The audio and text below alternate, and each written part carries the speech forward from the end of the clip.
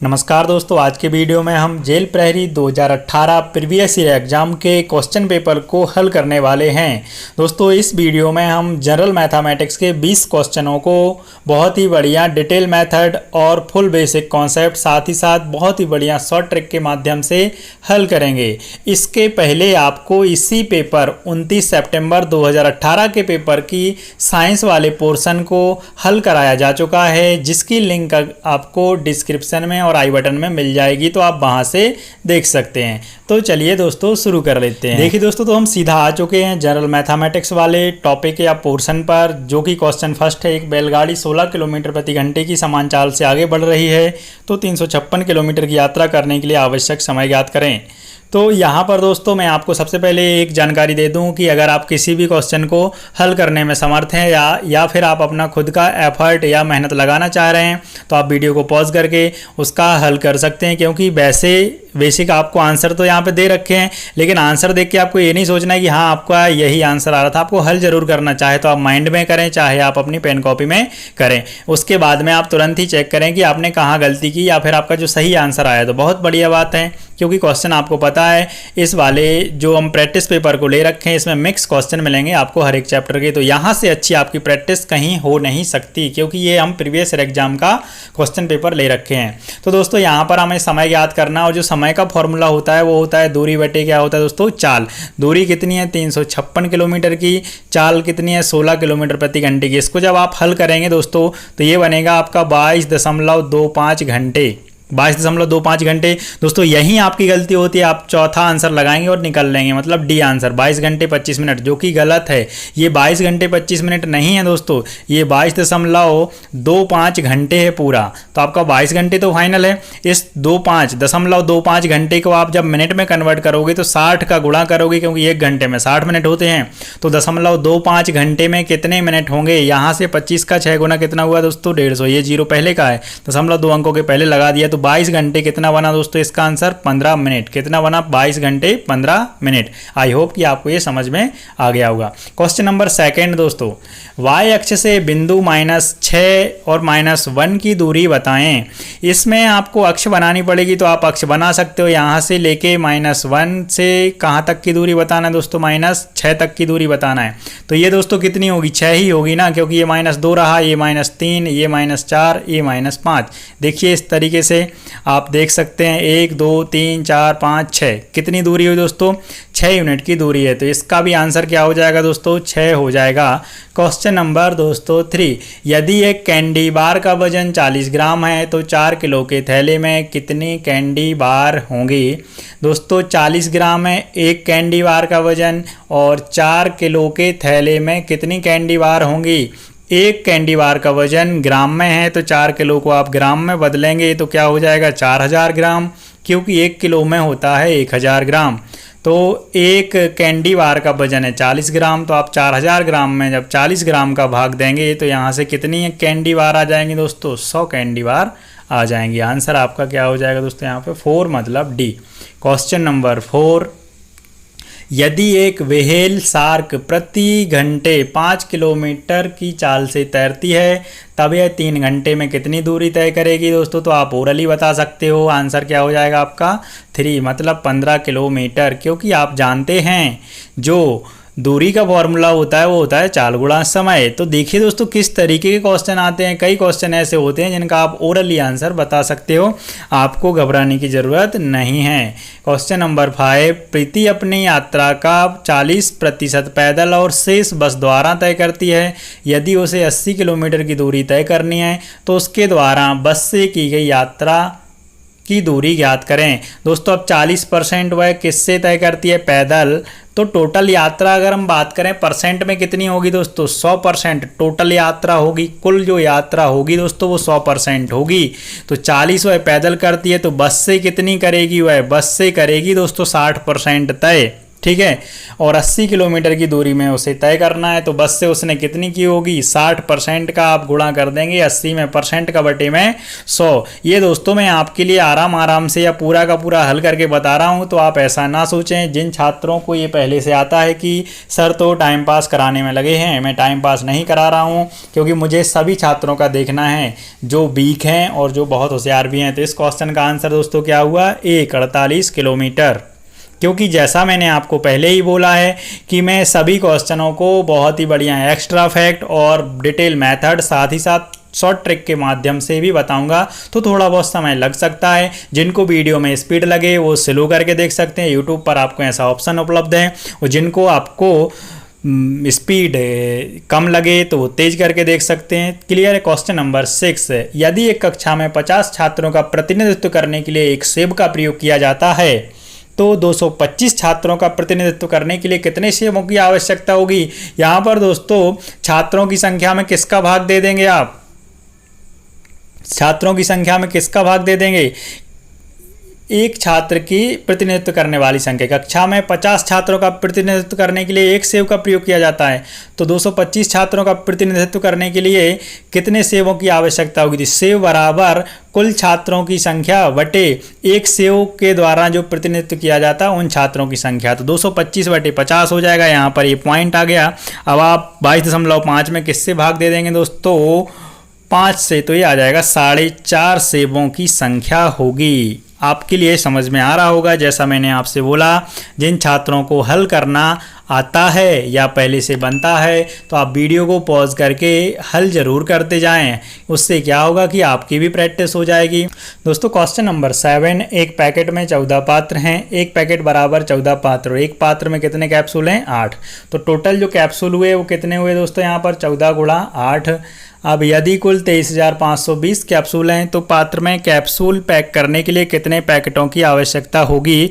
तो यहाँ पर दोस्तों जो आपको पैकेटों की संख्या निकालनी है, तो उसका अगर हम फॉर्मूला या डिजाइन की बात करें तो जो बनेगा, पैकेटों की संख्या बराबर कुल कैप्सूल कितने हैं, 23,520, 23,520 बटे में 14 गुणा 8, क्योंकि एक पैकेट में 14 पात्र हैं और एक पात्र में 8 कैप्सूल हैं। जब आप इसको हल करेंगे दोस्तों, तो यहाँ से आपका आंसर आ जाएगा 210। अब आप सोचेंगे कि यार सर गुणा भाग नहीं करा रहे हैं, तो दोस्तों गुणा भाग आपको करना है, क्योंकि जब आप गुणा भाग करेंगे तो आपकी प्रैक्टिस होगी, और प्रैक्टिस होगी तो आप एग्जाम को क्रैक कर पाएंगे। क्वेश्चन नंबर 8, 69,853 के घन में इकाई का अंक क्या होगा। भाई जब इसका घन किया जाएगा तो इसका इकाई का अंक क्या होगा, कि घन में इकाई का अंक पूछ रहे हैं दोस्तों। यहाँ पे मिसप्रिंट भी हो सकता है मेरे हिसाब से एग्जामिनर से, क्योंकि घनमूल बोलना चाहिए था उनको, क्योंकि 69,853 का घनमूल निकालेंगे, या उनने घन भी बोला है तो चलेगा, कोई दिक्कत नहीं है। क्योंकि 3 का जब आप घन करते हैं तो कितना आता है दोस्तों, 27। इकाई में 3 है, तो जब आप इसका घन करेंगे तो इकाई में क्या आएगा, 7 ही आएगा। और वैसे भी घनमूल पूछा जाता दोस्तों तब भी क्या होता, 7। इसकी भी प्लेलिस्ट आपको या इस वीडियो की लिंक आपको आई बटन और डिस्क्रिप्शन में दिख रही होगी। क्यों, क्योंकि अगर आपको क्यूब निकालने की ट्रिक, क्यूब रूट निकालने की ट्रिक की ज़रूरत है, तो वो मैंने आपको वीडियो बना रखा है बहुत ही बढ़िया शॉर्ट ट्रिक के माध्यम से। तो आप डिस्क्रिप्शन में या आई बटन से लिंक पर क्लिक करके देख सकते हैं। वैसे इसका आंसर क्या होगा, 7। कैसे हुआ, क्योंकि आपको पता है 3 का 7 लिखते हैं हम, और 7 का 3, चाहे घन करें चाहे घनमूल करें। ये मैंने आपको ट्रिक में बता रखा है। क्वेश्चन नंबर दोस्तों 9, बहुत ही शानदार क्वेश्चन है, बहुत ही कठिन भी क्वेश्चन है, और बहुत सारे छात्रों का गलत होता है। चर सहित सही समीकरण का चयन करें। क्या बोला जा रहा है, चर सहित सही समीकरण का चयन करें। सही बताना है, इसमें से सही कौन सा होगा। तो हम बहुत ही बढ़िया आराम से देखते हैं। पहला ऑप्शन, 30 पे x की पावर छोटा है 140 से। अब अगर यहाँ पर हम x बराबर 1 रखते हैं, समझने की कोशिश करना, तो बिल्कुल छोटा है। लेकिन x बराबर हमारा मन हुआ कि हम 40 ही रख दें, 100 रख दें, तो भाई ये गलत हो गया, क्योंकि ये वाला भाग बड़ा हो जाएगा, ये छोटा हो जाएगा। तो पहला ऑप्शन हुआ गलत। सेकंड, p/28 भाई बड़ा है 68 से। अब अगर यहाँ p की वैल्यू हम 1000, 2000, 10,000, 20,000 कुछ भी रख देंगे, 28 से भाग देंगे तो 68 से तो बड़ा ही आएगा, तो सही हो जाएगा। लेकिन p की वैल्यू अगर हम 1 रख दें तो 68 से छोटा हो जाएगा, तो ये भी क्या हुआ, गलत हुआ। समझते जाना ध्यान से। Option third, 3 + 2x - 1 = 0। ठीक है, अब x की वैल्यू यहाँ पे 1 रखेंगे आप तो ये 0 हुआ। 0 का गुणा किस में हुआ दोस्तों, 0 का गुणा किस में हुआ, 2 में हुआ ना, क्लियर है। तो यहाँ से क्या हुआ, 0 ही हो गया, तो 3 = 0 लिख सकते हैं, कोई इशू नहीं है। फिर आप x की वैल्यू यहाँ पे अगर 2 रख लेते हैं या 5 रख लेते हैं तो 5 में से 1 घटाओगे क्या आएगा दोस्तों, 4, 4 दूनी 8, हाँ है ना, 8 हो गया, क्लियर है। तो 8 और 3 कितना हुआ दोस्तों, 8 और 3 होगा 11, 11 = 0, कोई इशू नहीं, किसी के बराबर में भी 0 लिख दो। ठीक है, तो ये आपका थर्ड ऑप्शन यहाँ से सही है। 4 में भी वही समस्या है, 3x धन 120 छोटा है किससे, 180 से। अब आप यहाँ पे अगर x की वैल्यू 1 रखोगे तो 3 धन 120 तो 123 छोटा है, बिल्कुल है। अब आप x की वैल्यू अगर 20 रख दोगे तो ये बड़ा हो जाएगा, तो यहाँ से ये गलत। आई होप कि आपको समझ में आएगा। ध्यान रखना दोस्तों, क्वेश्चन नंबर 9 की तरह बहुत सारे क्वेश्चन आते हैं कई बार एग्जाम में, और ये आपको काले नाग की तरह भी लगते हैं, लगता है पता नहीं कैसे हल होगा, तो ये हल ऐसे होते हैं। ठीक है, कुछ भी नहीं होता इन क्वेश्चनों में। क्वेश्चन नंबर 10, के किस मान के लिए रैखिक समीकरण प्रणाली 2x धन 3y = 2 के एवं 5x धन k y = -2 के अद्वितीय हल हैं। अद्वितीय हल का मतलब होता है दोस्तों यूनिक सॉल्यूशन। क्वेश्चन नंबर 10, के किस मान के लिए। अब इस टाइप के जो क्वेश्चन होते हैं दोस्तों, ये भी बहुत डरावने होते हैं। डरावने इसलिए होते हैं क्योंकि इनका कोई शॉर्ट ट्रिक नहीं होता। ठीक है, शॉर्ट ट्रिक इसलिए नहीं होता क्योंकि इनको चेक करना होता है, तो चेक करना होता है तो हम फर्स्ट ऑप्शन से चेक करने में लग जाते हैं। 2x धन 3y = 2 के, तो यहाँ से 2x धन 3y = 2 के की वैल्यू रखेंगे 15/2, तो यहाँ से क्या आ जाएगा, हल करने पे 15 ही आ जाएगा। दूसरा जो आपकी इक्वेशन बनी हुई है वो कितनी है, 5x धन, यहाँ k की वैल्यू रखेंगे आप 15/2, तो 15/2 ही रखेंगे आप, और ये y = -2। अब आपको पता है ये क्या बनी, ब्लोपन मेथड। ब्लोपन मेथड में अगर आप किसी भी वेरिएबल की वैल्यू निकालना चाहते हैं तो कोई एक आपको बराबर करके प्लस माइनस करके 0 में कन्वर्ट करना पड़ेगा, तब आप दूसरे वेरिएबल की वैल्यू बता सकते हैं। तो यहाँ से हम क्या करेंगे, इस वाली इक्वेशन में 5 का गुणा कर देंगे ऊपर वाले में, और नीचे वाले में कर देंगे 2 का गुणा।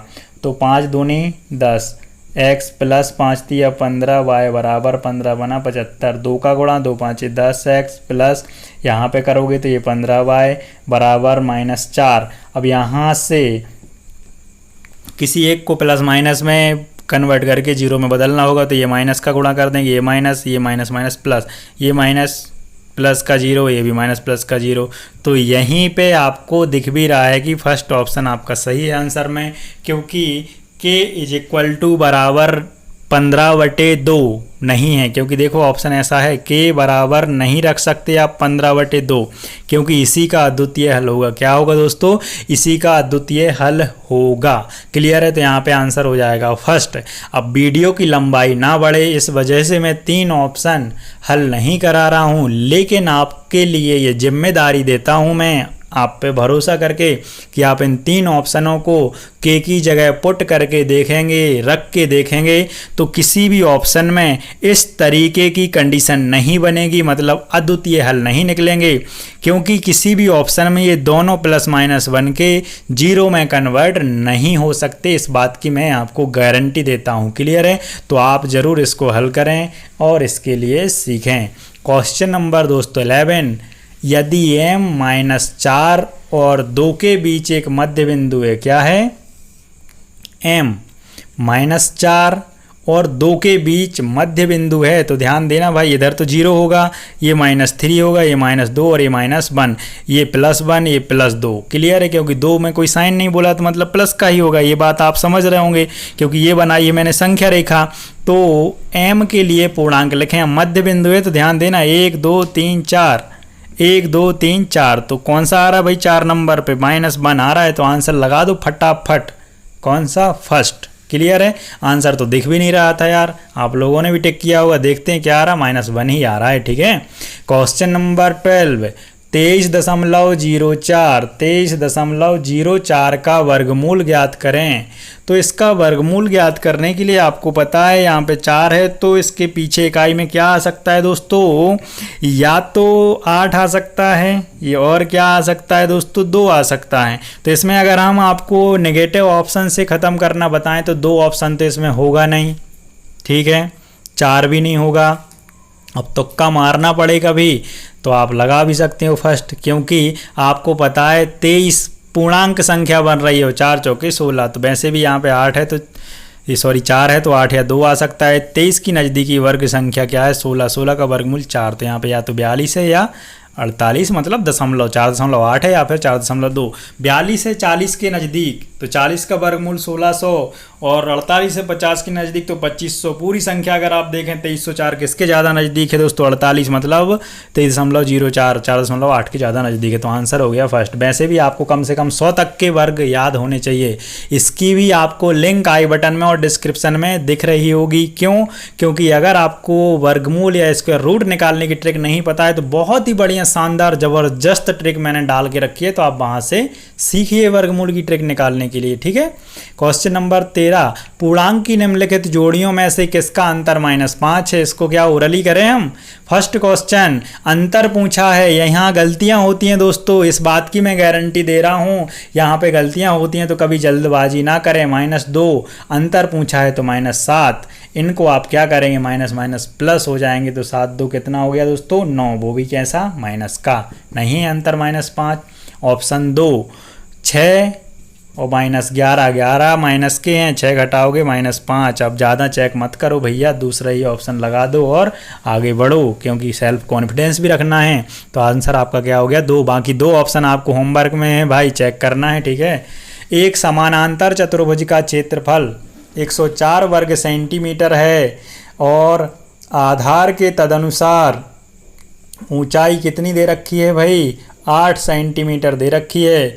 इसकी परिधि ज्ञात करें यदि अन्य आधार 9 सेंटीमीटर। अन्य आधार मतलब दोस्तों कौन सा होगा, ये वाला हो जाएगा, और ये जो ऊंचाई है वो कितनी है, 8 सेंटीमीटर है। जो इसका क्षेत्रफल दे रखा है दोस्तों वो कितना है, 104 वर्ग सेंटीमीटर है। क्लियर है।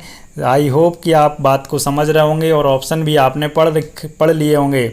जो इसका क्षेत्रफल होता है दोस्तों वो होता है आधार गुणा ऊंचाई। क्या होता है, आधार गुणा ऊंचाई। अब यहाँ पे ऊंचाई कितनी है, 8 है, तो यहाँ से हम आधार निकाल लेंगे, बराबर 104। 8 का आप भाग देंगे तो 8 एकम 8 और 8 का कितना गुना हो जाएगा भाई, 8 का 3 गुना 24। तो जिसका आधार आया है वो 13। तो ये समानांतर चतुर्भुज है, तो ये भी 13 होगी, ये 9 है तो ये भी 9 होगी। सभी को जोड़ दो, क्या आ जाएगा दोस्तों, इसकी परिधि, इसका परिमाप, और सभी को जोड़ने पे कितना मिलेगा दोस्तों, 44। Option number 4। आपको कोई समस्या समझ में आई है तो वीडियो को क्या करें, फिर से देखें भाई, रिपीट करके, कोई दिक्कत नहीं है। क्वेश्चन नंबर 15, निम्नलिखित में से कौन सा 6x² - 11 में x का गुणांक है। अरे ओरली करते हैं दोस्तों इन क्वेश्चनों को। 6x (² - 11 में x का गुणांक, मतलब इस x से किस किस का गुणा हो रहा है, किस किस का गुणा हो रहा है भाई, किस किस से प्यार नहीं करूं, किस किस से गुणा, तो 6/² से। ऑप्शन नंबर कौन सा हो जाएगा आपका, 3 हो गया भाई। इतना ही समय लगना और कुछ भी नहीं लगना इन टाइप के क्वेश्चनों में, ये बहुत डरावने क्वेश्चन होते हैं दोस्तों, है ना। क्वेश्चन नंबर 16, एक ड्रम 2/3 भरा हुआ है। कितना भरा है भाई, 2/3। कंप्लीट कितना होगा, 1 होगा ना पूरा। यदि ड्रम को भरने के लिए और अधिक 50 लीटर की आवश्यकता है तब ड्रम की धारिता ज्ञात करें। भाई 2/3 भरा है, टोटल कुल कितना होगा, 1 होगा, क्योंकि हर एक चीज़ कितनी होती है, 1। अगर ये 1 है, ये पेन दिख रहा है भाई, 1 है, इसको आधा कर देंगे तो 1/2 हो जाएगी, 2 टुकड़े हो जाएंगे 1 के, है ना। इसी तरीके से 1/2, तो 2/3 भरा है, तो बाकी कितना बचा होगा, 1/3, और 1/3 बराबर कितना लीटर होगा, 50 लीटर। तो 1 बराबर क्या आएगा, इसका 3 गुणा कर देंगे तो कितना आ जाएगा, 150 लीटर। हो गया आंसर। बस आप ऐसा ना सोचें यार सर जल्दी जल्दी बता रहे हैं, प्रैक्टिस पेपर है, प्रैक्टिस पेपर ऐसे ही हल कराए जाते हैं बहुत स्पीड में, क्योंकि वहाँ से तो आपकी स्पीड ही चेक करनी होती है ना, आप कितनी जल्दी चीज़ों को पकड़ पा रहे हैं। क्वेश्चन नंबर 17, ये तो हल करना है, गुणा करना है और कुछ भी नहीं है। तो 3 का 3 गुना ऊपर का गुणा करके मैं लिख रहा हूँ दोस्तों, 3 का 9 बटे में 7 दूनी 14 प्लस 5 या 15 बटे में 7 दूनी 14। हर समान है, हर समान है तो अंश आपस में जुड़ जाएंगे, तो ये 14 ही रहेगा। ये 15 में से -9 करोगे कितना बचेगा 6, इनको आप हल करोगे 2 3 6 2 7 14। ऑप्शन नंबर कौन सा दोस्तों 4 3/7। क्लियर है, आंसर आ गया आपका 3/7। क्वेश्चन नंबर 18, क्वेश्चन नंबर कौन सा दोस्तों 18। ABC 3 संख्याएं हैं। क्या है भाई ABC 3 संख्याएं हैं। A का 1/3 बराबर B है, तो A का गुणा मतलब गुणा बराबर क्या है भाई B है। A का 1/3 B है, बराबर नहीं लिखा है लेकिन वो बराबर ही है ना, इसको ऐसे लिखेंगे। C 75 है जो कि A से कितना है भाई, A से 30 अधिक है भाई। A से कितना अधिक है 30 अधिक है, कौन है C। क्लियर है, तो ये को 30 कम करके लिख दो आप, तो ये कितना बनेगा 45। और जो B है वो साफ दिख रहा है, A का 1/3, तो 45 का 1/3 करोगे कितना आ जाएगा 15। कौन पूछा है B पूछा है। देखो ऐसे सड़े सड़े क्वेश्चन आते हैं। आपका आंसर क्या हो गया फर्स्ट 15 हो गया। क्वेश्चन नंबर 19, विस्तार कीजिए। तो ये विनम्र अनुरोध है इसका कि आप ही करें इसका विस्तार, तो मेरे हिसाब से सही रहेगा। करना क्या है आपको a - b का होल स्क्वायर कर देना, और a - b का होल स्क्वायर करेंगे ध्यान देना, तो 3 त्रिका 9x² प्लस 2 दूनी 4y² माइनस, क्योंकि a - b का होल स्क्वायर बराबर क्या होता है a का वर्ग धन b का वर्ग ऋण 2ab। ये सर्वसमीका 5वीं के बच्चे को याद होती है, तो आपको तो होगी। तो यहाँ से होगा 3 दूनी 6 दूनी 12x/। हाँ जी बिल्कुल, कौन सा आंसर हो गया दोस्तों यहाँ पर, कौन सा हुआ तीसरा हो गया। ये देखो ये 3 और 4 में क्या अंतर है, सिर्फ प्लस माइनस का है, आपसे गलती करवाने के लिए, लेकिन अपन गलती नहीं करेंगे ना।